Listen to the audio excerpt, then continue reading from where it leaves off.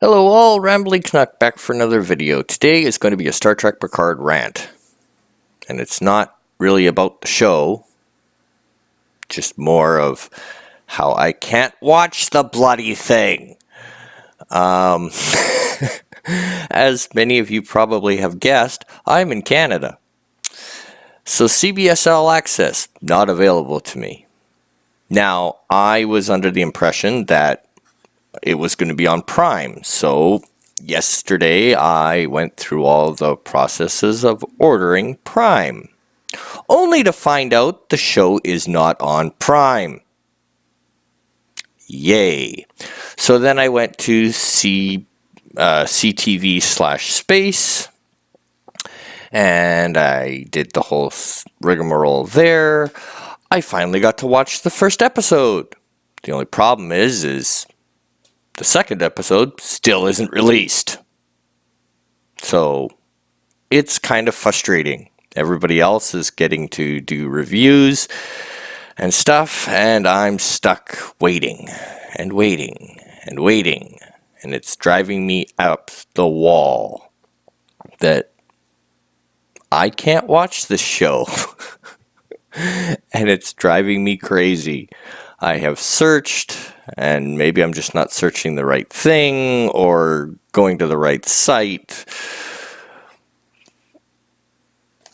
But it's almost impossible to find the show that I want to watch, and I can't because I'm not in the States. And it's very annoying. So, CBS, give it the program. I'm only one country north. Come on. Get it together. Bloody hell. Give me somewhere where I can watch the show in a timely fashion, please. Thanks. So, without being able to actually watch the second episode, I did watch Anti-Trekker's review and a couple others, and I still have a few more to go. But one of the things that Anti-Trekker brought up, and it's kind of been an ongoing theme with a lot of movies, shows, etc., is how they're back and forth all the time.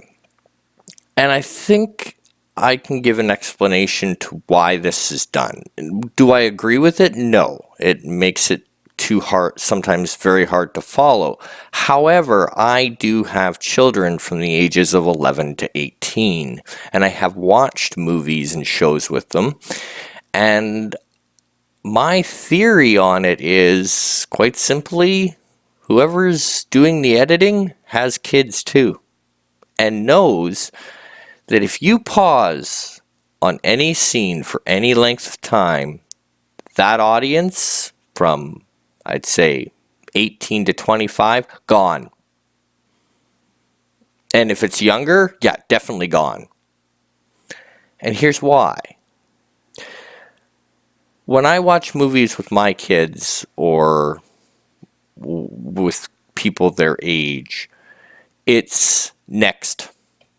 That's cool, next. That's cool, next. And if you don't give them next, they're on their phones. They're on their tablets. They're checking their Facebook. They're checking their messages. They're checking their games. They're gone. So in a way, I see why it's done. To keep them into next.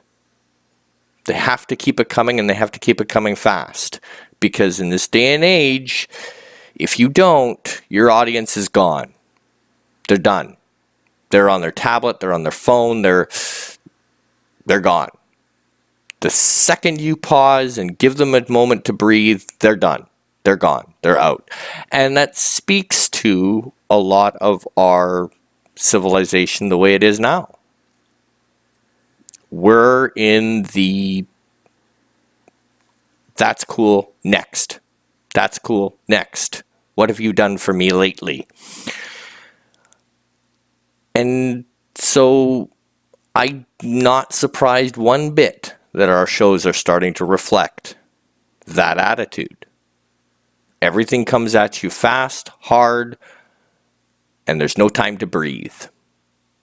Because if there's time to breathe, they just lost a whole bunch of people. Because, oh darn, I got a Facebook notification. And by the time they get back to the show, it's done. So, in a sense, the reason that the editing is done like that, as much as to us, it's like, whoa, slow down, breathe, please. If they want the younger audience, they can't. They can't breathe. They can't slow it down. Because the second they do, they lose that audience. They're gone. They're on their phones, their iPods, their whatever. It's, oh, okay, well, next. Next, come on, next. That's what they're trying to cater to, because that's the generation we now have to cater to. If we want the younger generation in, that's what we're going to see a lot more of, because that's the generation that we're dealing with. They want things fast, quick, and no time to breathe, because, hey, I got 15 notifications on my Facebook I got to get through. Next. And it's a sad state of affairs, but that's my opinion on why they do it. Do I agree with it? No. Do I like it? No. But I see why it's done. As for the F-bomb, it's the same thing. When TNG aired, dropping an F-bomb was a big issue. When the original series aired, that would have got you off the network. Nowadays, that's like saying hello. I mean, let's face it, it's not that big a deal. Does it belong in Star Trek? No, it doesn't. But I mean, come on, look around. It's basically punctuation these days.